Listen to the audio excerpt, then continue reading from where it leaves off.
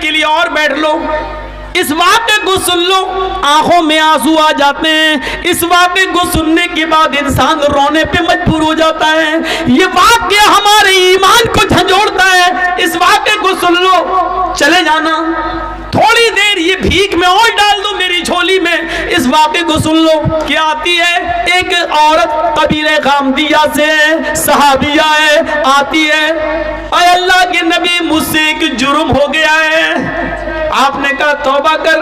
कहने लगे अल्लाह के नबी मैं इसी दुनिया में पाक होना चाहती हूँ, मैं इसी दुनिया में उस जुर्म की सजा पाना चाहती हूँ। आपने कहा तौबा कर, अल्लाह से मगफिरत की दुआ मांग, अल्लाह गफूरुर रहीम है। कहने लगी मेरा जुर्म तो सुन लीजिए, क्या इस जुर्म की कोई माफी है भी या नहीं? अल्लाह के नबी ने कहा बता क्या तेरा जुर्म हुआ है, क्या तुझसे गलती हुई है? कहने लगी अल्लाह के नबी मेरा शौहर 2-3 साल से घर पे नहीं है, मैं जंगल में बकरियां चरा रही थी, मैं जंगल में बकरियां चरा रही थी, वहीं पहाड़ी के पास एक चरवाहा भी बकरियां चरा रहा था। हम अपने शौहर से 2-3 साल से दूर थे, इसलिए हमारे दिल की उमंगें उठने लगी और उस बकरियां चरवाने वाले चरवाहे के साथ मिलकर हमने जिस्मानी ताल्लुक, शारीरिक संबंध बना लिया। एक पहाड़ की झाड़ी में, पहाड़ी के नीचे की झाड़ी में हम दोनों गए और हम दोनों ने जिना कर लिया। इन्नी कदा सबतुल हद या रसूल अल्लाह, आय अल्लाह के रसूल मैं हद को पहुंच चुकी हूँ, मुझसे इतना बड़ा जुर्म हो गया है। उस जुर्म की सजा इस्लाम में यह है कि मुझे पत्थरों से मार मार के मार डाला जाए। आप कैसे कह रहे हैं कि अल्लाह से माफी मांग ले, अल्लाह से तौबा कर ले? अल्लाह के नबी ने कहा अच्छा ओह ये गुनाह हुआ है तुमसे, जी ठीक है, क्या चाहती हो? कहा मुझे ख़त्म कर दिया जाए। इस्लाम ने जो सज़ा बताई है, पत्थरों से मार मार के मार डालो, ख़त्म कर दो, हमें वो सज़ा दी जाए। अल्लाह के नबी ने कहा ठीक है तुम्हें ये सज़ा दी जाएगी, जाओ अय सहाबियों इस औरत को ले जाओ। ये नहीं पूछा कि किसने किया था, वो मर्द कौन था, आदमी कौन था, कहाँ का रहने वाला था, नहीं ये सब नहीं पूछा। क्यों? जिसकी बात छिपी है छिपी रहने दो, वो जाने और उसका अल्लाह जाने। हमारे यहाँ तो नंगा करने का रवाज है, अच्छा किसने किया, ओ फिर उसको फेसबुक पे डालो, व्हाट्सएप पे डालो, ये हमारे ईमान का हाल है। अल्लाह के नबी चाहते तो पूछ सकते थे उस औरत से, अकेले नहीं होता है जिना, किसी मर्द ने किया होगा, कहाँ, कौन है वो, कहाँ का रहने वाला है, लेकिन पूरी हदीस पढ़ जाइए कहीं डिटेल नहीं मिलती है। तुम बता रही हो तुम गुनाह से पाक होना चाहती हो, हम तुम्हें कर देंगे, लेकिन जिसका मामला छिपा है उसके बारे में हमें पूछने का हक नहीं। हो सकता है वो अल्लाह से तौबा कर ले और अल्लाह उसको माफ कर दे, नहीं तो वो जाने और उसका रब जाने, क़यामत के दिन जहन्नम में डालेगा। हम कौन होते हैं उसके पीछे पड़ने वाले? ऐब पर पर्दा डालो, उसको जाहिर मत करो, उसको जाहिर मत करो। ये मेरी माँ बहन इस वाक़े को सुने, बहुत अच्छा वाक़या है, तुम्हारे लिए वाक़या है, तुम्हें भी इससे इबरत मिलेगी। अल्लाह के नबी कहते हैं कि जाओ इस औरत को ले जाओ और सीने के बराबर, ये सीना जो होता है औरत का, यहाँ इतना इसको ज़मीन में गाड़ देना और सर पे पत्थर मारना, और उस वक्त तक पत्थर मारो जब तक कि ये औरत मर न जाए, इसकी रूह न निकल जाए। ये औरत की सज़ा क्या है? शादीशुदा मर्द की और शादीशुदा औरत की अगर वो जिना कर लें तो सज़ा क्या है? पत्थरों से मारा जाएगा। मर्द को दौड़ा दौड़ा के मारा जाएगा, मर्द को एक मैदान में खड़ा कर दिया जाएगा बीच में, और चारों तरफ पब्लिक रहेगी, आवाम, सबके हाथों में पत्थर होंगे, और इस तरीके से चारों तरफ घेरा बना लिया जाएगा कि वो भागने न पाए, और बीच में उस आदमी को खड़ा कर दिया जाएगा और फिर पत्थर मारे जाएंगे। जहां से गुजरेगा वही पत्थर, सबके हाथों में पत्थर होना चाहिए। ये मर्द की, समझ रहे हैं जिना की सज़ा क्या है? जिसको हम मामूली काम समझते हैं वो इतना बड़ा जुर्म है शरीयत में। किसी की बहन और बेटी की इज्जत व आबरू से खेलना इतना आसान नहीं है शरीयत में। इसकी सज़ा, जब तुम किसी की इज्जत लूट रहे थे तो तुम्हारे जिस्म के हर बाल, रोंगटे को, रुए को उसका इंजॉय मिल रहा था, मज़ा मिल रहा था। इसलिए सज़ा भी ऐसी मिलनी चाहिए कि जिस्म के एक एक रोंगटे को और एक एक रुए को उसका एहसास हो जाए, इसलिए सज़ा भी इतनी सख्त रखी गई है। मर्द को दौड़ा दौड़ा के मारा जाएगा, लेकिन औरत को दौड़ा दौड़ा के नहीं मारा जाएगा, क्योंकि उसकी बेपर्दगी हो सकती है। दौड़ेगी तो उसको ज़मीन का गड्ढा खोदा जाएगा और उसको खड़ा कर दिया जाएगा और सीने के बराबर मिट्टी डाल दी जाएगी, यानी इतना गाड़ दिया जाएगा सीने के बराबर यहाँ तक, और सर उसका खुला रखा जाएगा और फिर उसके सर पर पत्थर मारे जाएंगे और उस वक्त तक पत्थर मारा जाएगा जब तक कि औरत मर न जाए। चाहे ये रजामंदी वाली जिना है, मर्द भी राजी औरत भी राजी और दोनों ने कर लिया। जिना बिल जबर तो जिना होता ही नहीं है। अगर मर्द ने ज़बरदस्ती की तो वो जिना नहीं माना जाएगा, या औरत के साथ अगर ज़बरदस्ती की गई, वो बेचारी नहीं चाहती थी लेकिन बंदूक रखकर उसके साथ इज्जत लूटी गई, तो फिर औरत गुनाहगार नहीं होगी क्योंकि उसके साथ जबर किया गया। तो फिर मर्द को सजा दी जाएगी, औरत को नहीं। और औरत ने अगर बंदूक रख के गलत काम करवाया, मर्द ने मजबूर होकर गलत काम किया, तो औरत को सजा दी जाएगी, मर्द को नहीं। लेकिन मर्द भी राजी औरत भी राजी, तो दोनों को सजा दी जाएगी। अगर दोनों में से एक कुंवारा है एक शादीशुदा, तो शादीशुदा को पत्थरों से मार मार के जान से मारा जाएगा, और जो कुंवारा था उसको 100 कोड़े मारे जाएंगे और 1 साल के लिए अपने शहर अपनी बस्ती से बाहर कर दिया जाएगा, उसको गांव से निकाल दिया जाएगा और अपने गांव में 1 साल तक आने की एंट्री इजाजत नहीं मिलेगी। 100 कोड़े पड़ेंगे, चमड़े के कोड़े, चमड़े के, कपड़े के नहीं, चमड़े के कोड़े। 10-20 कोड़ों में ही वो बैठ जाएगा और कराने लगेगा। 100 कोड़े में तो अल्लाह बेहतर जाने बचेगा भी कि नहीं बचेगा। तो मेरे भाइयों, 100 कोड़े जिंदगी भर के लिए फिर उठने के लायक नहीं रहेगा। अगर बच भी गया तो जिंदगी भर चलने के लायक नहीं रहेगा, उठने के लायक नहीं रहेगा बिस्तर पर। ऐसे 100 कोड़े उसके ऊपर मारे जाएंगे, और 100 कोड़े मारने के बाद भी उसको गांव में रहने की इजाजत नहीं। 1 साल के लिए उसको इस शहर से दूसरे शहर में दाखिल किया जाएगा। उसको अपने शहर में एंट्री नहीं है, क्योंकि उसको देखकर लोग उस लड़की को याद करेंगे, अच्छा ये ओ फला की लड़की के साथ इसने, तो उस लड़की की बेइज्जती होगी जिसके साथ इसने रेप किया है या जिना किया है। इसलिए उस लड़की की इज्जत को बहाल करने के लिए 100 कोड़े मार को 1 साल के लिए इसको शहर से बाहर निकाल दो। ये इस्लाम ने सजा मुतय्यन की है। इस औरत को ले जाया जाने लगा। ईमान देखिए, ईमान। इस औरत से जिना का सुदूर तो हो गया, लेकिन जब होश में आई, जब इसको जवानी की गर्मी इसके दिमाग से निकलती है, तो सोचती है अल्लाह ये मैंने क्या कर लिया, अल्लाह ये मुझसे क्या हो गया, अल्लाह ये मैंने कितना बड़ा गुनाह कर लिया। अब मुझे इस दुनिया में जिंदा रहने का हक नहीं है। किसी को मालूम नहीं था, लेकिन इसने खुद अल्लाह के नबी को आकर बता दिया। इसके ऐब पर पर्दा पड़ चुका था, लेकिन फिर भी इसने आकर अल्लाह के नबी को बता दिया। अल्लाह के नबी ने कहा जाओ इस औरत को ले जाओ और इसको पत्थरों से मार मार के हलाक कर दो, मार मार के इस औरत को मार डालो। सहाबा उसको लेके जाने लगे। पकड़ा, चल जल्दी चल। उसको खींच लिया, वो गिर गई। जैसी वो काम दिया गिरी, वो औरत जमीन के ऊपर गिरी, तो उसने अपना पेट सबसे पहले पकड़ा ऐसे। सहाबा ने पूछा क्या हुआ, क्या बात है, ऐसे चलेगी तो कब तक पहुंचेगी तू मैदान में, कब तुझे मारा जाएगा। कहने लगी ओ मोहम्मद के साथियों सल्लल्लाहु अलैहि वसल्लम, आए नबी के साथियों, मुझे धीरे धीरे ले चलो।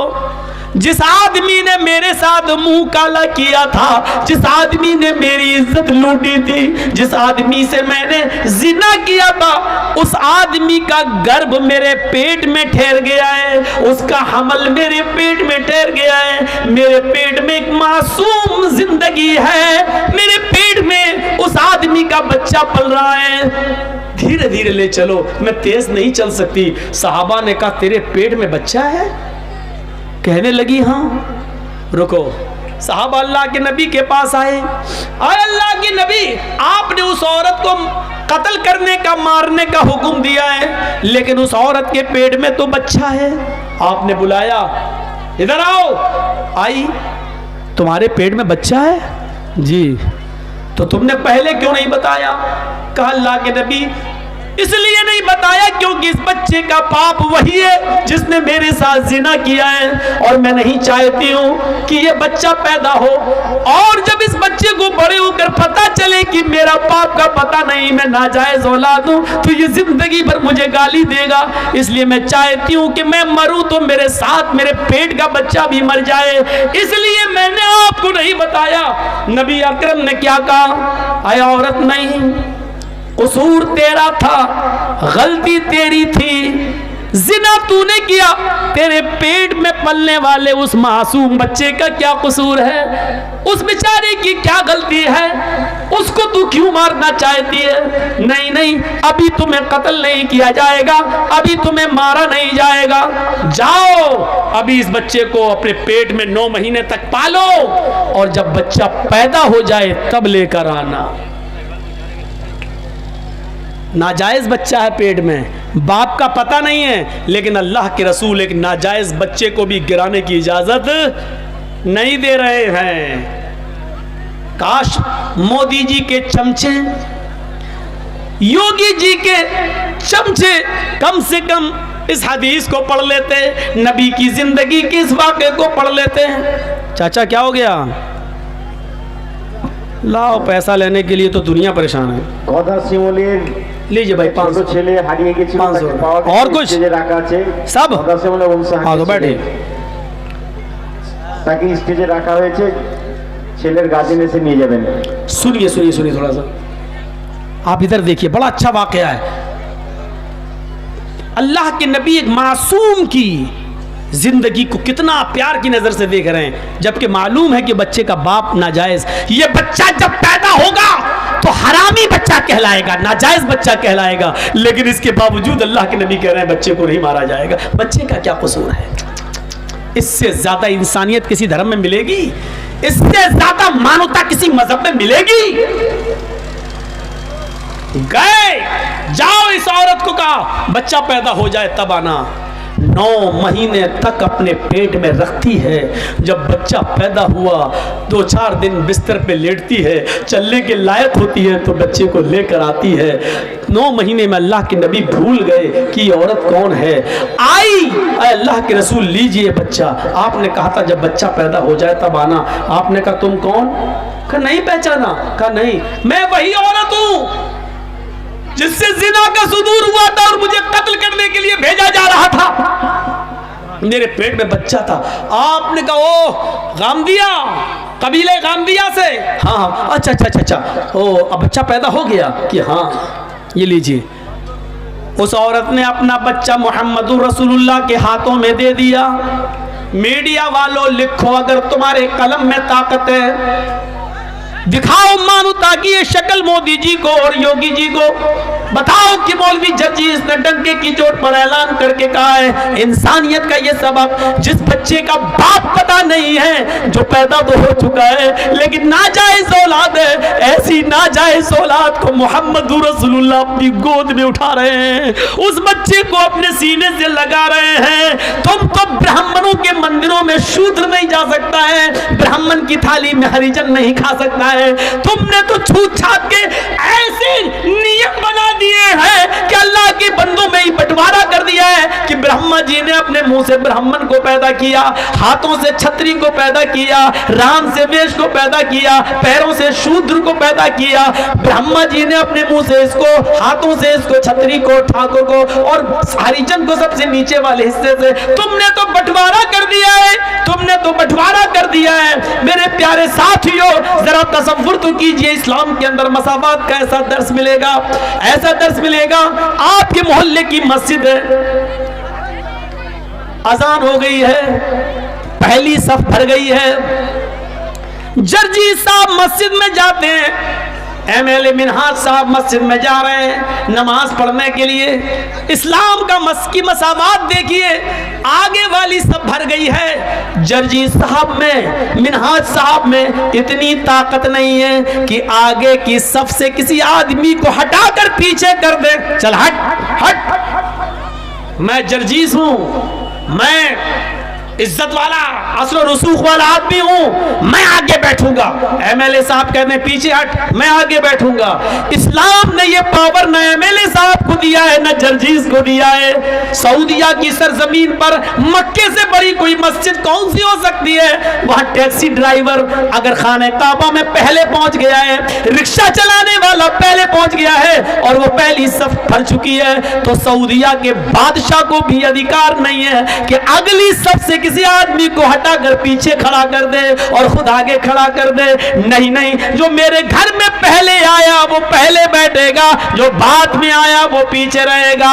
ये तुम्हारी अदालत नहीं है, ये तुम्हारा घर नहीं है, ये तुम्हारी असेंबली नहीं है, ये तुम्हारी मीरास नहीं है, ये मस्जिद है, ये अल्लाह का घर है। यहाँ हमारे घर में कोई एमएलए नहीं, कोई एमपी नहीं, कोई मौलवी नहीं, कोई हाजी नहीं, कोई नमाजी नहीं, हमारे घर में सब बराबर है। कुल्लुकुम मिन आदम व आदम मिन तुराब, ला फज़्ल लिअरबिय्यिन अला अजमी व ला लिअजमिय्यिन अला अरबी।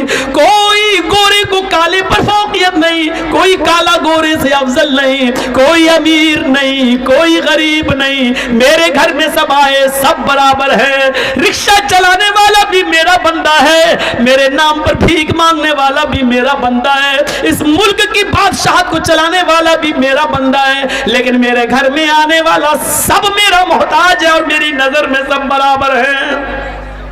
मेरी नजर में सब बराबर हैं।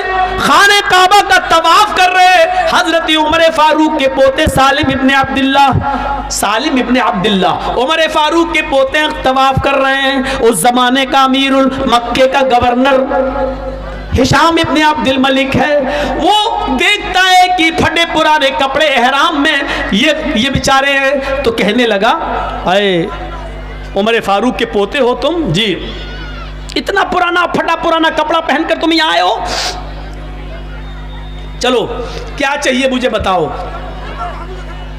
अल्लाह के घर में खाने काबा में तवाफ के दौरान गवर्नर पूछ रहा है हजरत उमर के पोते से, तुम्हें किस चीज की जरूरत है बताओ, हम तुम्हारी जरूरत पूरी कर देंगे, मैं इस इलाके का गवर्नर हूं। और हजरत सालिम इब्ने अब्दुल्ला क्या कहते हैं, इन्नी ला अस्तही मिनल्लाहि अन असला फी बैती गैरा।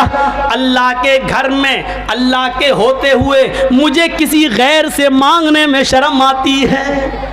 गवर्नर साहब, अपना माल अपनी दौलत अपने पास रखो, मुझे अल्लाह के घर में जो कुछ मांगना है अल्लाह से मांगना है, तुमसे नहीं। अल्लाह के घर से जब दुआ हुआ मांग के निकल गए, सालिम इब्ने अब्दुल्ला कुछ दुआ मांग रहे थे तवाफ के बाद, 7 चक्कर लगाने के बाद दुआ मांगी। दुआ क्या मांग रहे थे ये अल्लाह जानता है, सालिम इब्ने अब्दुल्ला जानते, तीसरा कोई नहीं जानता। भाई हमने क्या दुआ मांगी आहिस्ता तो हम जानते हैं और मेरा रब जानता, बस तीसरा तो कोई नहीं जानता। तो हिशाम देख रहा है कि सालिम इब्ने अब्दुल्ला क्या कर रहे हैं। क्या हो गया? আসসালামু আলাইকুম। আর একটা ছোট বাচ্চাকে পাওয়া গেছে, যার বাচ্চা আছে এখানে রাখা আছে, স্টেজে এসে নিয়ে যাবেন। একটা ছোট বাচ্চাকে পাওয়া গেছে, যার বাচ্চা আছে স্টেজ থেকে এসে নিয়ে যাবেন। सालिम इब्ने अब्दुल्ला दुआ मांग रहे हैं और हिशाम इब्ने अब्दुल मलिक देख रहा कि ये दुआ मांग रहे हैं। दुआ मांग के ये बाहर निकले तो हिशाम इब्ने अब्दुल मलिक गवर्नर भी बाहर निकल गया। गवर्नर ने कहा, सुनो, अल्लाह के घर में तो तुम्हें शर्म आ रही थी, ये तो अल्लाह का घर नहीं है, ये तो बाजार है। बताओ तुम मुझसे क्या चाहते हो? तुम बहुत गरीब हो, फटे पुराने कपड़े पहने हुए हो, तुम्हारा एहराम 20 जगह से फटा है और उसमें टाँके लगे हुए हैं, और तुम हजरत उमर जिसने 22 लाख मुरब्बा मील पर हुकूमत की है, उसका पोता इतना गरीब। सालिम इब्ने अब्दुल्ला कहते हैं, तुम मेरी क्या मदद करोगे, दुनिया की या आखिरत की? का आखिरत की मदद तो कोई किसी की नहीं कर सकता है, वहाँ तो अमल साथ में जाएंगे। हम तुम्हें कपड़ा दे देंगे, गल्ला दे देंगे, अनाज दे देंगे, कुछ दुनियावी जो ज़रूरत हो, दाल चावल दे देंगे, घी दे देंगे, दुनिया में जो चीज़ों की ज़रूरत है बताओ, थोड़ा सोना दे देंगे, चांदी दे देंगे तुम्हें। सालिम इब्ने अब्दुल्ला हंसने लगे। गवर्नर ने कहा, क्यों हंस रहे हो? कहा, है गवर्नर, तुम मेरे आखिरत में कोई काम नहीं आ सकते? कहा, नहीं। और तुम मुझसे ये कह रहे हो कि दुनिया मांगो, सोना मांगो, चांदी मांगो, रुपए मांगो, पैसे मांगो, अनाज मांगो, गल्ला मांगो, यही तो तुम चाहते हो कि मैं तुमसे ये मांगू? कहा, जी, जिस चीज़ की ज़रूरत हो। आए हिशाम, आए गवर्नर, जब मैंने तवाफ किया और तवाफ करने के बाद जब मैंने 2 रकात नमाज पढ़ी और 2 रकात नमाज पढ़कर जब मैंने हाथ उठाए और हाथ उठाकर जब मैंने अल्लाह से दुआ मांगी, तो जानते हो मैंने अल्लाह से क्या मांगा? गवर्नर ने कहा कि हाँ, ये तो देखा कि तुम दुआ मांग रहे हो, लेकिन क्या मांगा ये मैं क्या जानूं? तुम जानो, तुम्हारा रब जानता है, मैं नहीं जानता कि तुमने क्या मांगा। हाँ सच है, मैंने अपने रब से क्या मांगा ये मैं जानता हूं, मेरा रब जानता है, और मैं तुम्हें बताना भी नहीं चाहता कि मैंने क्या मांगा। लेकिन तुम बार बार कहते हो मुझसे रुपया मांगो, सोना मांगो, चांदी मांगो, दाल मांगो, चावल मांगो, कपड़ा मांगो, दुनिया मांगो, तुम बार बार मुझसे ये कहते हो। तो सुनो, जब मैंने अपने दोनों हाथ उठाकर अल्लाह से दुआ मांगी, मासाल तु दुनिया मैं यमलिकुहा फकैफ असअलुहा मन ला यमलिकुहा, तो दुनिया तो मैंने उससे भी नहीं मांगी जो दुनिया का मालिक है, सोना और चांदी तो मैंने उससे भी नहीं मांगा जो इसका मालिक है, कपड़ा लत्ता अनाज और गल्ला तो मैंने उससे भी नहीं मांगा जो इस दुनिया का मालिक है। फकैफ असअलुहा मन ला यमलिकुहा, तो मैं तुझसे ऐ गवर्नर ये दुनिया कैसे मांगू?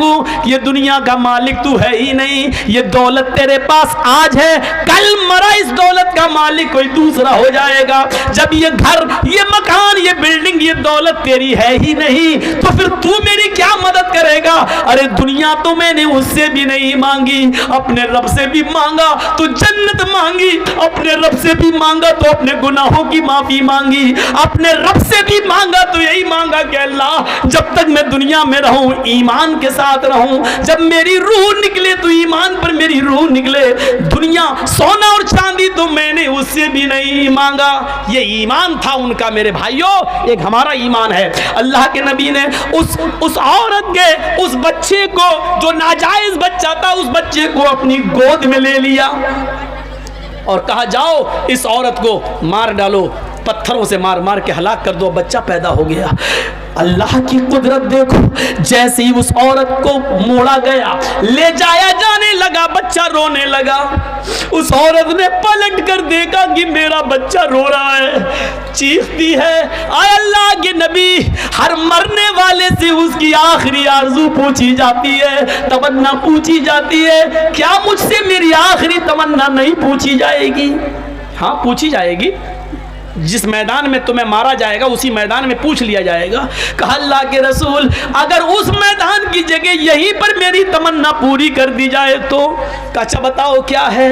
कहा अल्लाह के रसूल, मैंने ये बच्चा आपकी गोद में दे दिया, मैं चाहती हूँ कि आखिरी बार इस बच्चे को मैं अपना दूध पिला दूँ। इसका रोना मुझ पे देखा नहीं जा रहा है। ईमान देख रहे हैं आप, एक तरफ मरने के लिए तैयार है क्योंकि जहन्नम की सजा मैं नहीं भुगत पाऊंगी, दुनिया में सजा भुगत लो ये बेहतर है। एक तरफ ईमान की ताकत ये, दूसरी तरफ बच्चे की मोहब्बत देखिए आप। अल्लाह के रसूल ने वो बच्चा उस औरत को दे दिया। इधर आ, मैं रहमतुल लिल आलमीन हूँ, मैं कैसे इस बच्चे का हक मार सकता हूँ, ले इसको दूध पिला। उस औरत ने घूम कर, जैसे ट्रेनों में बसों में औरतें घूम जाती हैं और साड़ी उठाकर दूध से लगा लेती हैं, उस औरत ने चेहरा घुमाकर अपने बच्चे को अपने पिस्तान से लगाकर दूध पिलाया, दूध पी लिया, बच्चा हंसने लगा। अल्लाह के रसूल के हाथ में उस औरत ने ऐसे करके दिया ताकि बच्चे की मोहब्बत उसके दिल में ना आ पाए। उसने मुंह मोड़कर उस औरत ने अपने बच्चे को अल्लाह के रसूल के हाथ में दिया। अल्लाह के नबी देख रहे हैं उस औरत की पिस्तान के निकले हुए दूध की एक बूंद, उसका एक कतरा उस बच्चे के होंठों पर लगा हुआ है। अल्लाह के नबी ने उस औरत से कहा, इधर आ। कहाँ जा रही हो? कहा सज़ा भुगतने के लिए, जो जुर्म मैंने किया है उसकी सज़ा पाने के लिए। अल्लाह के नबी ने कहा, अल्लाह ने मुझे रहमतुल लिल आलमीन बनाकर भेजा है, इस बच्चे की ग़िज़ा तेरी पिस्तान में मौजूद है, ये बच्चे को अभी तेरे दूध की ज़रूरत है। मोहम्मद जालिम नहीं है, इस बच्चे का हक नहीं मार सकता है। ऐ औरत, अभी तुझे कत्ल नहीं किया जाएगा, अभी तुझे नहीं मारा जाएगा, जब तक ये बच्चा तेरा दूध पिएगा तब तक तुझे नहीं मारा जाएगा। इस बच्चे को ले जा और इस बच्चे को दूध पिला, जब तक ये तेरा दूध पिएगा तुझे कत्ल नहीं किया जा सकता। जब ये बच्चा रोटी खाने लगे तब तू लेकर मेरे पास आना। अल्लाह के रसूल ने फिर सज़ा मुलतवी कर दी और उस औरत को बच्चा लेके जाना पड़ा। जब बच्चा रोटी खाने लगा तो वो औरत लेके आती है, कहती है अल्लाह के रसूल लीजिए, अब तो रोटी भी खाने लगा। अल्लाह के नबी की नज़रों में आंखों में आंसू आ जाते हैं और कहते हैं कि औरत अब तेरे लिए मेरे पास भी कोई रास्ता नहीं है, सारे रास्ते बंद हो चुके हैं, बच्चा रोटी भी खाने लगा है, इसलिए अब ये सज़ा का वक्त पूरा है, अब तुझे कत्ल किया जाएगा।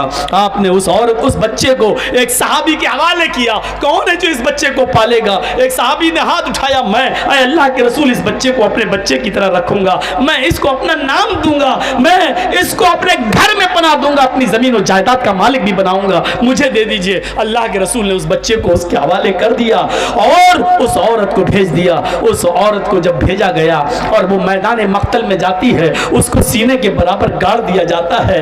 पहला पत्थर खालिद इब्न वलीद के हाथों में है, पत्थर मारते हैं उसके सर पे, सर फटता है, खून का फव्वारा उसके सर से निकलता है, उस खालिद इब्न वलीद के कपड़ों पे गिरता है। खालिद इब्न वलीद ने देखा इस औरत के खून मेरे कपड़ों पे आ गया, ये जिनाकार औरत, मुंह काला करने वाली औरत, तेरा खून मेरे कपड़ों पे, सकिलत सवाकिल, मर जा तू, बुरा हो तेरा, तेरे खून ने मेरे कपड़े गंदे कर दिए। खालिद इब्न वलीद के मुंह से कुछ उल्टे सीधे जुमले निकल गए, कुछ गलत जुमले निकल गए। अल्लाह के रसूल को जब पता चला कि उस औरत को खालिद इब्न वलीद ने पत्थर मारा और पत्थर मारते हुए उसके खून के छींटे खालिद के कपड़ों पे पड़ गए, तो इसमें औरत का क्या कसूर था बेचारी का? वो तो बंदी थी, वो तो गड़ी थी, सर से खून का फव्वारा निकला, वो किसी के भी कपड़ों पे जा सकता था, इसमें उस औरत का क्या कसूर है? खालिद ने उस औरत को ये गाली क्यों दी? मर जा, जानिया, बदचलन, बदकिरदार, ये क्यों कहा उसको? 3 दिन तक आपने खालिद इब्न वलीद से बात नहीं की और 3 दिन के बाद खालिद इब्न वलीद आते हैं, अल्लाह के रसूल मैं देख रहा हूं कि आप मेरे सलाम का जवाब देकर मुंह फेर लेते हैं, आप मुझसे बात नहीं करते हैं, मैं देख रहा हूं आप मुझसे कटे कटे फिर रहे हैं, मेरी जन्नत में बर्बाद हो जाएगी, मेरी आखिरत बर्बाद हो जाएगी। अल्लाह के रसूल अगर आप मुझसे नाराज हो गए और मेरा इंतकाल हो गया तो अल्लाह मुझे जन्नत में दाखिल नहीं करेगा। अल्लाह के नबी वजह बताओ। आपने कहा खालिद वजह सिर्फ एक है, रीजन सिर्फ एक है, कारण सिर्फ एक है, तुमने उस औरत को गाली दी, उसको बदचलन कहा जिस औरत को मैंने मारने का हुक्म दिया था। कहा अल्लाह के नबी आपको नहीं मालूम, आपने नहीं सुना जब मैंने पत्थर मारा था तो उसका सर फटा, उसके खून के छींटे मेरे कपड़ों पे आए, मेरे कपड़ों को नापाक कर दिए। वो औरत बदचलन थी, जिनाकार थी। फरमाया खालिद अब भी तुम अपनी जबान पे कंट्रोल नहीं कर रहे हो, अब भी तुम उस औरत को बदचलन कह रहे हो। उस औरत ने खुद बताया कि मेरा शौहर 2-3 साल से गायब है, उसने खुद बताया कि मैं कंट्रोल नहीं कर सकी और जिंदगी में पहली बार मुझसे जिना हुआ है। वो आदतन जिनाकार नहीं थी, वो पेशावर नहीं थी, वो जिना हर वक्त नहीं कराती थी, उससे सिर्फ एक बार गलती हुई है और एक बार गलती की उसने सजा भुगत ली, मेरे पास आकर अपने जुर्म का इकरार कर लिया।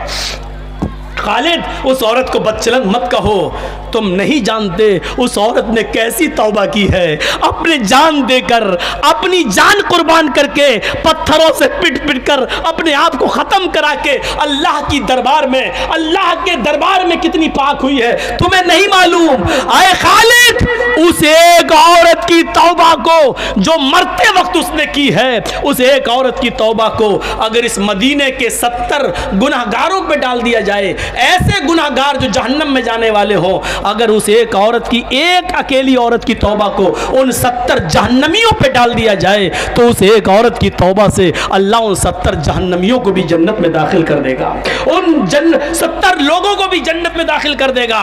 उसने ऐसी तौबा की है कि अल्लाह रब्बुल आलमीन ने उसकी तौबा को अगर इस मदीने के 70 जहन्नमियों पर भी डाला जाए तो अल्लाह उन 70 जहन्नमियों को भी बख्श दे। मेरे भाइयों, ये ईमान की कौन सी ताकत थी जो जिना करने के बाद अपने आप को अल्लाह के नबी के पास लाती है और पेश कर देती है कि अल्लाह के रसूल मुझसे ये जुर्म हुआ है, मुझे सजा दीजिए। ये था ईमान, ये था ईमान। वो कौन सा ईमान था कि सुमैया का बेटा अम्मार ये खड़ा है और सुमैया का शौहर यासिर ये खड़ा है। सुमैया जानते हो ना, इस्लाम की पहली बूढ़ी औरत जिसने सबसे पहले इस्लाम के लिए कुर्बानी शहीद हुई है, वो सुमैया जिसको बेटे अम्मार को खड़ा कर दिया और यासिर को, और सुमैया के पीछे से हाथ बांध दिया अबू जहल ने और सुमैया के कपड़े फाड़ दिए, नंगा कर दिया। कहा सुमैया मोहम्मद के रब के ऊपर से अपना ईमान हटा। कहने लगी नहीं हटा सकती। सुमैया, अबू जहल ने नेजा उठाया। नेजा जानते ना, जिससे ऊंट को नहर करते हैं, ऊंट यहाँ मारते हैं ऊंट को ना जब कुर्बानी करते हैं, ऐसे वो नेजा उठाया और सुनो सुनो, बस ये सुन लो और तुम भी जाओ हम भी जाएं आराम से घर में और अपने ईमान को आज से अपने ईमान को जिला बख्शें। सुमैया रजी अल्लाह ताला अन्हा खड़ी है, हाथ पीछे से बंधे हैं। मेरी बहनों, तुम अपनी लिपस्टिक की कुर्बानी नहीं दे सकती हो, तुम अपनी फेयर एंड लवली की कुर्बानी नहीं दे सकती हो, तुम अपनी बेपर्दगी नहीं छोड़ सकती हो, तुम अपने बरहना और नंगे कपड़ों की कुर्बानी नहीं दे सकती हो। सुमैया ने किस चीज की कुर्बानी दी? ये ईमान था सुमैया का। सुमैया के हाथ बंधे हैं, अपने बेटे के सामने उसको नंगा कर दिया गया, उसके पति के सामने उसको नंगा कर दिया गया। सुमैया आसमान पे देख रही है। अबू जहल ने नेजा उठाया, कहा मोहम्मद के रब पर ईमान छोड़ती है कि नहीं? कहने लगी नहीं। देखा ताकत, ये ईमान की ताकत है। दुश्मन और उसकी फौज खड़ी है, लेकिन अकेले वो जानती है कि अल्लाह पर ईमान है। जैसे एक पुलिस वाला पूरे गांव के सामने इसलिए ताकतवर होता है क्योंकि वो जानता है सरकार की ताकत हमारे साथ है। सुमैया जानती है ईमान की ताकत क्या होती है, अल्लाह पर भरोसे की ताकत क्या होती है। वो सबसे निडर है, कह रही है नहीं, क्या करेगा कर। उसने नेजा लिया और सुमैया की शर्मगाह में दाखिल कर दिया। बहुत आसान है सुनना, बहुत आसान है सुनना, सुन लो बस। एहसास नहीं कर सकते। अभी 2-4 मोब लिंचिंग करने वाले आपको पकड़ लें और ज़बरदस्ती जय श्री राम का नारा लगवाएं तो मौत के डर से हम लगा देंगे जय श्री राम, क्योंकि हमारे सामने मौत है। हम जानते हैं। सुमैया से इबरत हासिल करो। सुमैया से कहा जा रहा है मोहम्मद के दीन को छोड़, ईमान से बाज आ जा। कहती है नहीं। शर्मगाह में नेजा दाखिल कर दिया गया, इधर से डाला उस तरफ निकाल लिया गया। पीछे से हाथ बंधे हैं, हाथ खुले होते तो कम से कम पकड़ सकती थी, निकाल सकती थी, लेकिन हाथ पीछे से बंधे हैं। जैसे फांसी के फंदे पर मुजरिम को ले जाया जाता है और पीछे से उसके हाथ बांध दिए जाते हैं। सुमैया की शर्मगाह में जब नेज़ा दाखिल होता है खंजर, तो सुमैया आसमान की तरफ देखती है।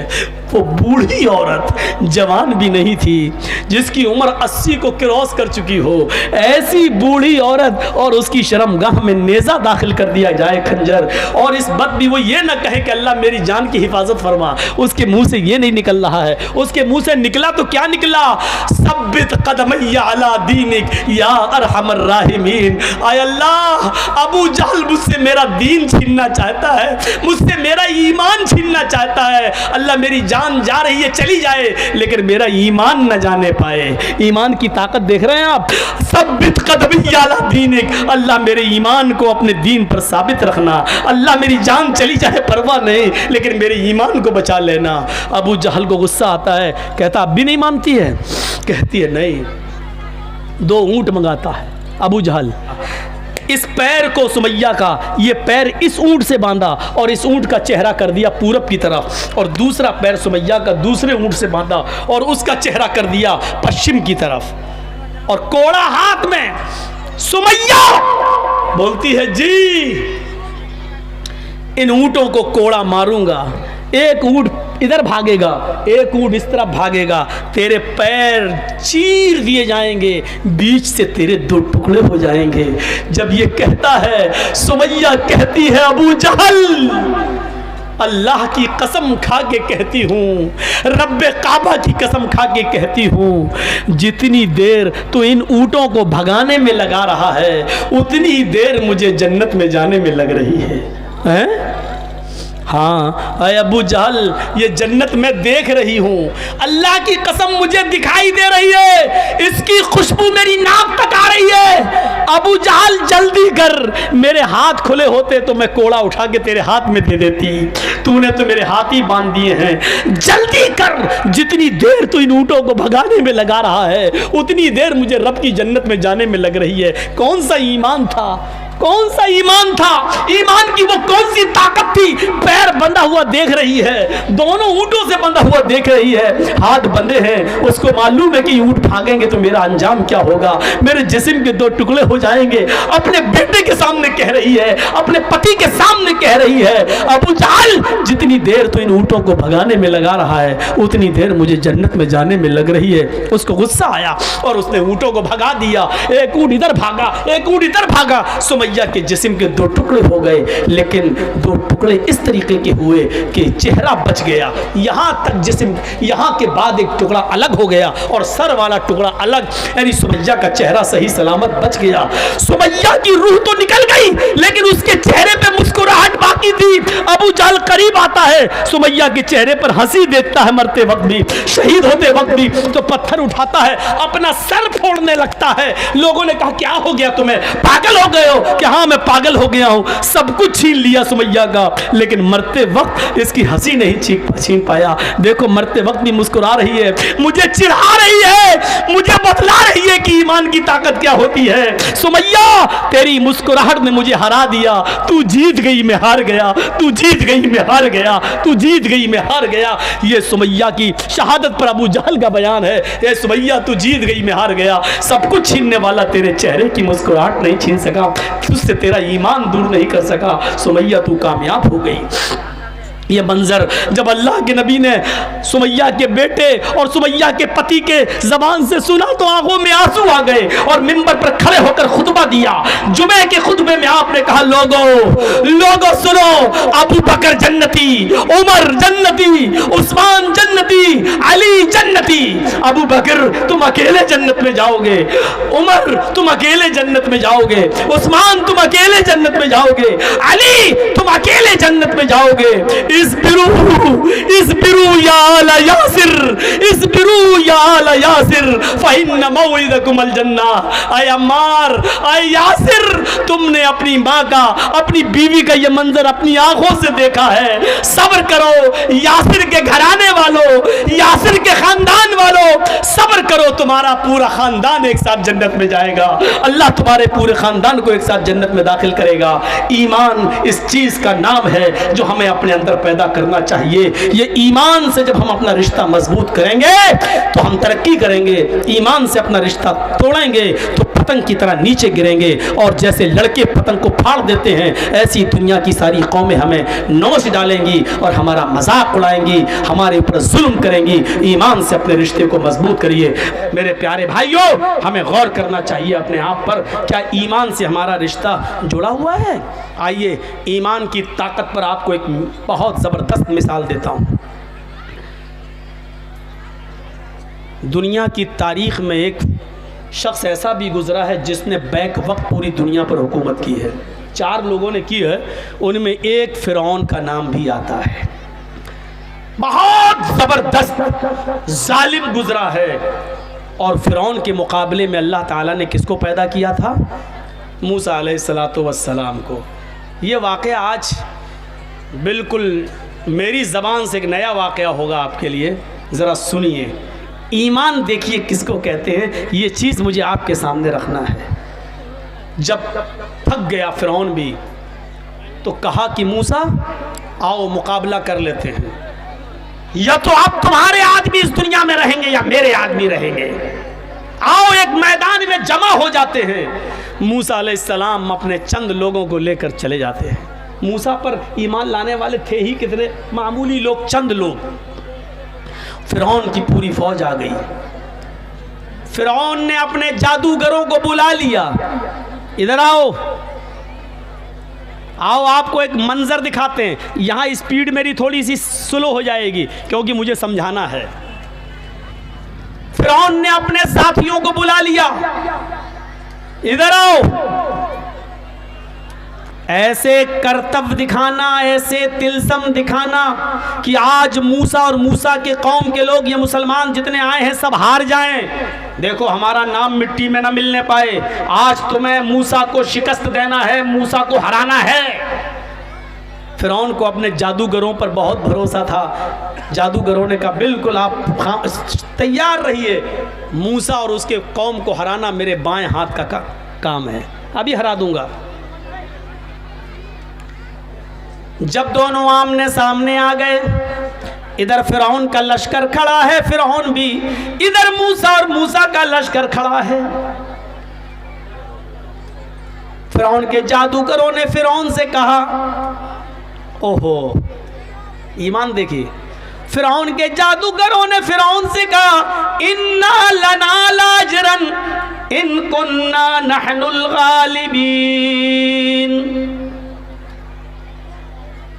आए फिरौन, आए हमारे बादशाह, अगर हम मूसा से जीत गए, मूसा पर गालिब आ गए, मूसा को हरा दिया, तो हमें क्या इनाम मिलेगा? इन्ना लना लाजरन इन कुन्ना नहनुल गालिबीन। अगर हम गालिब आ गए, कुरान कह रहा, कुरान, अगर हम गालिब आ गए तो हमें क्या इनाम मिलेगा? हमें आप क्या नवाजेंगे? हमें क्या देंगे? उधर से फिरौन की तरफ से जवाब आता है, नाम व इन्नकुम लमिनल मुकर्रबीन, तुम हमारे खास लोगों में शामिल हो जाओगे, कैबिनेट में तुम्हें जगह मिल जाएगी, तुम हमारे मुकर्रब बन जाओगे, मेरे आसपास बैठोगे, मेरे साथ चलोगे, खाओगे पियोगे। अभी किसी को पता चल जाए कि हम ये काम करेंगे तो मोदी जी का हम करीबी बन जाएंगे, तो करेगा कि नहीं करेगा? फौरन कर जाएगा। क्यों? अरे भाई, मोदी का मुकर्रब बन जाए तो समझ लो कि इंडिया मेरे हाथ में। अब सोचो कि फिरौन के जादूगरों को जब फिरौन ने ये कहा कि हम तुम्हें अपना मुकर्रब बना लेंगे, अपना करीबी बना लेंगे, अपने दरबार में तुम्हें शामिल कर लेंगे, तो फिरौन के जादूगरों का हौसला कितना बुलंद हो गया होगा, हैं? वो फिरौन जिसकी हुकूमत बैक वक्त आधी दुनिया से ज्यादा हिस्से पर रही हो, उसका करीबी हो जाना कितने बड़े कमाल की बात थी। बस शुरू हो गया मुकाबला। फिरौन के जादूगरों ने, ए बेटा, कमर में दर्द हो रहा है, बैठ जाओ, अभी तो कमर से काम ही नहीं लिया, दर्द हो गया।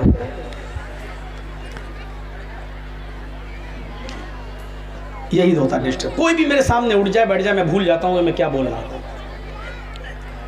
तो सुनो, शुरू हो गया मुकाबला। अब मुकाबला जब शुरू हुआ तो फिरौन के जादूगरों ने क्या किया? अपनी रस्सियां निकाली और फेंक दी। वो रस्सियां चलने लगी, सांप की तरह रेंगने लगी। मूसा अलैहिस्सलाम थोड़ा डर भी गए हैं, देखने वालों को सांप नजर आने लगा। फेंकी रस्सियां, वो सांप नजर आने लगी। मूसा अलैहिस्सलाम डर भी गए। अल्लाह ने कहा, ला तखफ या मूसा, मूसा डरो नहीं। रस्सियां सांप बन गई। सांप तो थी नहीं, वो थी रस्सियां, लेकिन देखने वालों को सांप दिख रही थी। अल्लाह ने कहा, नल्क़ि असाक, आए मूसा, जो तुम्हारे हाथ में डंडा है वो जमीन पर मार दो। अब देखिए क्या हुआ, मुकाबला देखिए कैसा हो रहा है। तुम्हारे हाथ में जो डंडा है उसको जमीन पर मार दो। मूसा अलैहिस्सलाम ने जो अपना डंडा जमीन पे मारा, फैज़ा हिया तल्क़फ़ु, ऐसा लगा वो एक अज़दहा बन गया और अज़दहा की शक्ल में आया, और आते ही उसने फिरौन के जादूगरों की रस्सियों को, जो सांप दिख रहे थे, सबको खा गया, सबको हजम कर गया। जो खोला मुंह, सब उसके मुंह में चले गए जितने सांप दिख रहे थे। फिरौन के जादूगर हक्का बक्का रह गए हैं। वो समझ गए, यहीं से वो समझ गए कि हमने जो दिखाया वो तिलस्म था, हमने जो दिखाया वो जादू था, हमने जो दिखाया वो ढोंग था, हमने जो दिखाया वो मक्कारी थी, हमने जो दिखाया वो एक चाल थी। लेकिन मूसा ने जो दिखाया वो मक्कारी नहीं है, वो चाल नहीं है, वो जादू नहीं है, वो अल्लाह की मदद है। मूसा ने जो दिखाया वो जादू नहीं है। वो समझ गए। वो ये भी समझ गए कि अब बिल्कुल बचने का रास्ता नहीं है। बैक वक्त जैसे ही उन्होंने देखा कि हमारी रस्सियों को जो सांप नजर आ रही थी, मूसा का अजदा खा गया, मूसा ने जो डंडा मारा वो अजदा बन गया और खा गया। वो समझ गए कि मेरी हालत खराब है। मूसा ने जो दिखाया वो मूसा का कमाल नहीं, मूसा के रब का कमाल है। अभी तो वो फिरौन से मांग रहे थे कि क्या हमें क्या इनाम दोगे, हमें क्या रुपया पैसा दौलत जमीन और जायदाद क्या दोगे। अभी तो वो ये मांग रहे थे, लेकिन जैसे ही देखा कि फिरौन की जादूगरों की रस्सियों को जब मूसा के अजदहे ने खा लिया तो वहीं से चीख पड़े, आमन्ना बिरब्बिल आलमीन रब्बि मूसा व हारून। फिरौन के सामने चीख पड़े, हम ईमान ले आए रब्बुल आलमीन पर, हम अल्लाह रब्बुल आलमीन पर ईमान लाए, हम उस रब पर ईमान लाए जो मूसा का रब है, जो हारून का रब है। आमन्ना बिरब्बिल आलमीन, हम ईमान लाए रब्बुल आलमीन पर, रब मूसा व हारून, मूसा के रब पर, हारून के रब पर। एक जुमला याद रखना, क्या लाए? ईमान। अभी तक काफिर थे, अब ईमान लाए। अब हम आपको दिखाते हैं ईमान जब ले आए, बुनियाद से जब जुड़ गए, तो ईमान लाने के बाद इन जादूगरों की ताकत का हाल देखिए क्या होता है। अभी तक ईमान नहीं था तो रस्सी को सांप बना रहे हैं। ईमान जब पैदा हो गया इनके अंदर तो अब क्या हुआ? फिरौन ने देखा ये तो पांसा ही उलट गया है, हम तो लाए थे मूसा के खिलाफ, ये सब हमारे खिलाफ हो गए। अब क्या होगा? अब क्या होगा? तो फिरौन ने कहा, ए जादूगरो, तुम बहुत बड़ी गलती कर रहे हो, मेरी इजाजत के बगैर तुम ईमान ले आए, मेरी इजाजत के बगैर तुम ईमान ले आए, बहुत गलत काम तुमने किया है। समझ लो, मैं तुम्हें एक और मौका दे रहा हूं, हारून और मूसा के रब पर ईमान छोड़ दो, लौट आओ हमारे पास। इन्हीं जादूगरों ने जो ईमान ले आए, अब जवाब क्या दिया फिरौन को? उस जवाब को देखो, उसमें ईमान की ताकत छलकती हुई नजर आती है। लन उसीरका अलामा, आए फिरौन, अब हम तुमको तरजीह नहीं दे सकते, अब हम तुमको फौकियत नहीं दे सकते। उन वाज़ह निशानियों को देखने के बाद जो अल्लाह तबारक व तआला की तरफ से मूसा ने दिखाई है, हमें अपना डंडा जमीन पे मारा और अल्लाह ने अज़दहा बना दिया, इस निशानी को देखने के बाद हम अब ईमान बदल नहीं सकते, हमारा ईमान बाकी रहेगा। आए फिरौन, सुन लो कान खोल कर, अब तो हमारा कुछ भी कर लो, अब हम कुछ भी नहीं करेंगे, हमारा ईमान अब रब्बुल आलमीन के ऊपर हो गया। फिरौन ने इसके जवाब में जो जुमले कहे वो सुनो, क्या कहा? लउक़त्तिअन्ना अयदियकुम व अर्जुलकुम मिन खिलाफ थुम्मा लउसल्लिबन्नकुम अजमईन। आए जादूगरो, अगर तुमने मूसा के रब को न छोड़ा, आए जादूगरो, अगर तुमने हारून के रब को न छोड़ा तो हम तुम्हें तुम्हारे हाथ और तुम्हारे पैर काट देंगे मुखालिफ सिमतों से। लउक़त्तिअन्ना अयदियकुम व अर्जुलकुम मिन खिलाफ, हम तुम्हारा दाहिना हाथ काटेंगे तो उल्टा बायां पैर हम तुम्हारा काट देंगे, और अगर हमने बायां हाथ काटा तो दायां पैर हम तुम्हारा काट देंगे। तुम्हारा एक हाथ और एक पैर काटेंगे, अगर हाथ दायां काटा तो पैर बायां, और पैर अगर हमने दायां काटा तो हाथ बायां, एक पैर और एक हाथ हम तुम्हें काट देंगे। थुम्मा लउसल्लिबन्नकुम अजमईन, और उसके बाद हम तुम सबको सूली पे लटका देंगे, हम तुम सबको सूली पे चढ़ा देंगे। इसके जवाब में ईमान चूंकि पैदा हो चुका था, फिरौन सामने था, फिरौन का लश्कर सामने था, लेकिन इसके बावजूद जब ईमान पैदा हो गया तो इसके जवाब में उन्होंने क्या कहा? फिरौन के जादूगरों ने जो ईमान लाए, क्या कहा? फ़क़ज़ी मा अंत क़ाज़ी, फ़क़ज़ी मा अंत क़ाज़िन। आए फिरौन, तुझे जो करना है कर, मेरा हाथ काटना है काट, मेरा पैर काटना है काट, मुझे सूली पे चढ़ाना चढ़ा दे, मुझे फांसी देना फांसी दे दे। अंत क़ाज़िन, तू काजी है, तू जज है, तू जो चाहे कर, तुझे इख्तियार है ले कर ले, लेकिन इतना याद रखना, इन्नमा तक़ज़ी हाज़िहिल हयातिद दुनिया, तू सिर्फ दुनिया की जिंदगी का फैसला कर सकता है, आखिरत की जिंदगी का फैसला तू नहीं कर सकता। आखिरत में तो मेरा रब मेरे साथ है ही, इसलिए तुझे दुनिया में जो करना हो कर ले। जो अभी फिरौन के करीब होना चाहते थे, फिरौन से इनाम मांग रहे थे, लेकिन मूसा पर ईमान लाए और ईमान लाने के बाद उनकी ताकत का हाल ये हो गया कि न वो फिरौन से डरे, न फिरौन के लश्कर से डरे। फिरौन ने उनका हाथ काटा, कटवा लिया, उनका पैर काटा, कटवा लिया, उनको सूली पे लटकाया, लटक गए, लेकिन फिर अल्लाह पर जो ईमान ला चुके थे उसको बदला नहीं। फिर रब मूसा और हारून के रब पर ईमान छोड़ा नहीं। ईमान ये होता है और ईमान की ताकत ये होती है। क्या हमारे पास ईमान की ताकत है? ये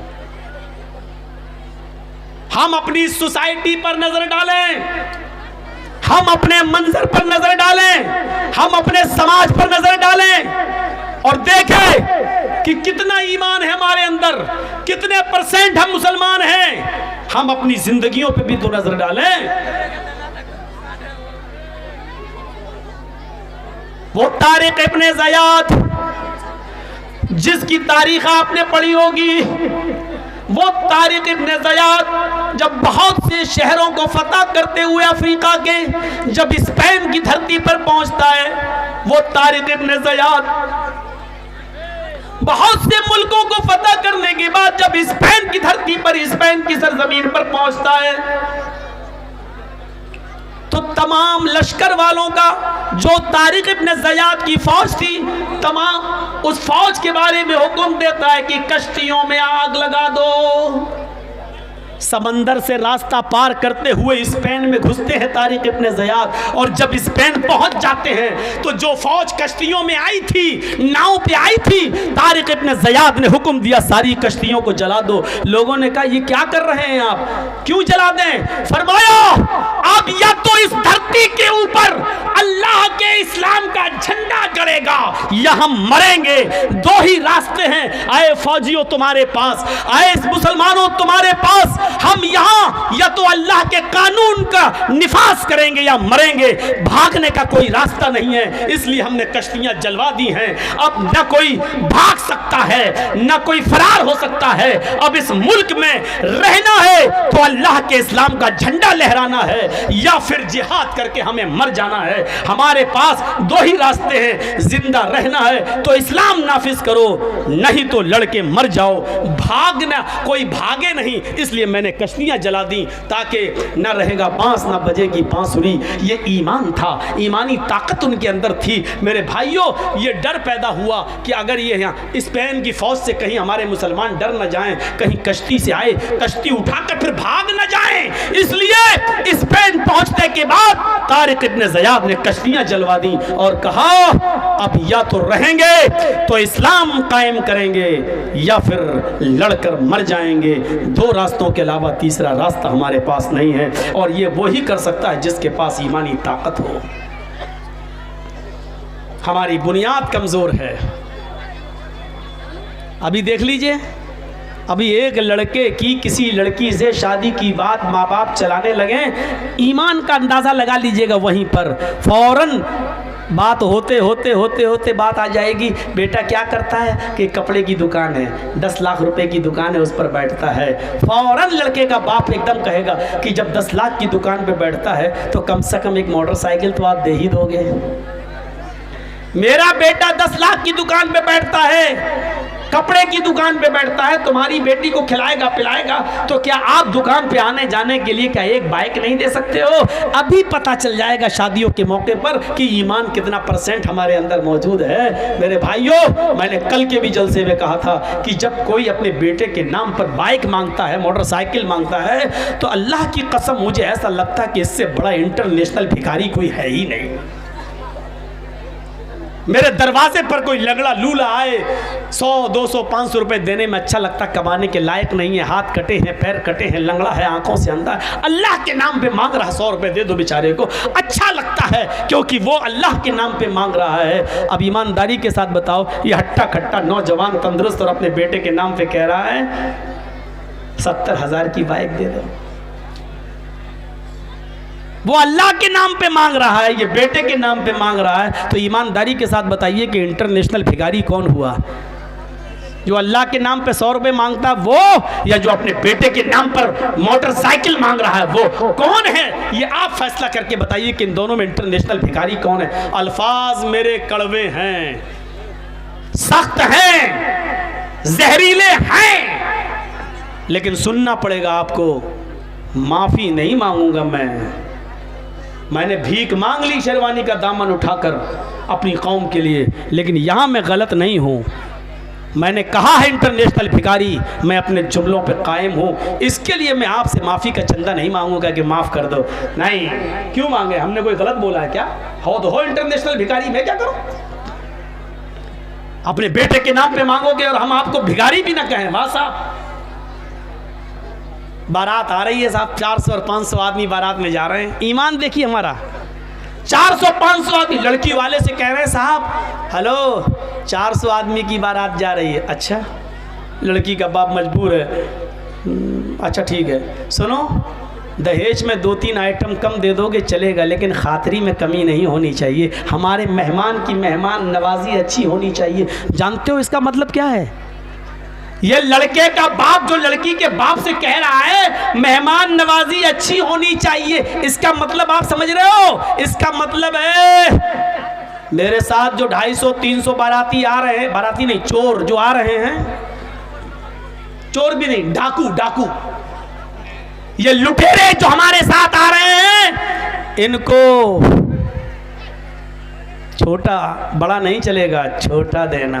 मतलब मुंह से नहीं कह रहा, मुंह से इतना कहा, खातरी अच्छी कर देना। जहेज में 1-2 आइटम कम दे देना चलेगा, लेकिन खातरी अच्छी कर देना, मेहमान नवाजी अच्छी। ये इस अच्छी में बहुत सी चीज़ें छिपी हुई है। यानी बड़ा नहीं चलेगा, छोटा देना। पोल्ट्री नहीं चलेगा, देसी मुर्गा चलेगा, वो देना। 1 आइटम नहीं चलेगा, 5-6 आइटम देना। इस अच्छी में ये सारी चीज़ें छिपी हुई हैं। और इन लुटेरों का पेट भरने के लिए उस लड़की का बाप कहां से बेचारा कर्जा लेता है और आपको एक टाइम अच्छा खाना खिला देता है। अच्छा खाने का मतलब समझ गए ना? आपको बड़े का नहीं मटन खिला देता है, देसी मुर्गा खिला देता है, आपके पेट की जहन्नम को भर देता है। हालांकि इस एक दिन के खिलाने के चक्कर में उस लड़की के बाप को उसका कर्ज का अदायगी करते हुए कितना सूद देना पड़ता है और कितने साल तक उसका कर्जा अदा नहीं कर पाता है वो बेचारा। कभी आपने उस गरीब बाप की गुर्बत की तरफ भी आपने ख्याल रखा है? इतना याद रखना, अगर आपने किसी गरीब की गुर्बत को नहीं देखा तो आप जालिम हो जाएंगे, आप जालिम कहलाएंगे। ये ज़मीन पड़ी है, ये खाली ज़मीन है जहाँ औरतें बैठी हुई हैं। मैं यहीं रहता हूँ, थोड़ा पानी दीजिए। मैं यहीं रहता हूँ, चलिए मान लीजिए मुझे मालूम है कि ये एक ज़मीन किसकी है। आपका नाम? शराफत अली इनका नाम है। मान लीजिए ज़मीन शराफत अली साहब की है। अब सुनिए, बहुत इंपॉर्टेंट बात बताने जा रहा हूं, सुनना पड़ेगा तुम्हें नहीं, तुम्हारे बाप को भी सुनना पड़ेगा। जब तक मैं यहां हूं, ये पावर मुझे मोहम्मद रसूलुल्लाह ने दिया है। बैठो यहां पर, सुनो। ये ज़मीन शराफत अली साहब की है, 2 लाख की ज़मीन है। मुझे मालूम है कि 2 लाख की ज़मीन है, लेकिन शराफत अली साहब की वालदा की तबीयत ख़राब है। इनको हॉस्पिटल में अपनी माँ का इलाज करा रहे हैं। अब जर्जीस साहब सोच रहे हैं कि शराफत अली अपनी माँ की तबीयत का इलाज कराने के लिए अपनी ज़मीन बेचेगा, क्योंकि उसके पास पैसा नहीं है। अब जर्जीस साहब उसकी ज़मीन बिकने का इंतज़ार कर रहे हैं और मजबूरी का फ़ायदा उठाना चाहते हैं कि 2 लाख की ज़मीन हमें 1.5 लाख में मिल जाए। शराफत साहब आए, जर्जी साहब आप मोहल्ले में अच्छे आदमी हैं, आप हमारी ज़मीन ले लीजिए। साहब हमें ज़मीन की ज़रूरत नहीं, और लॉकडाउन के बाद ज़मीन की कीमत बढ़ भी नहीं रही है साहब, हालात ख़राब नहीं है। साहब ले लीजिए, मेरी माँ की तबीयत ख़राब है। ओह अच्छा, वालदा की तबीयत ख़राब है, हाँ ठीक है, अगर 1.5 लाख रुपए में देना तो दे दो, क्योंकि ज़मीन की कीमत बढ़ तो रही नहीं है। मालूम है कि 2 लाख की है, लेकिन शराफत अली साहब मजबूर हैं और ये अपनी माँ का इलाज कराने के लिए वो ज़मीन 1.5 लाख रुपए की दे देते हैं। हमने 1.5 लाख लगाया, इन्होंने 1.5 लाख दे दिया, लेकिन जर्जीस को मालूम है कि वो ज़मीन 2 लाख की है।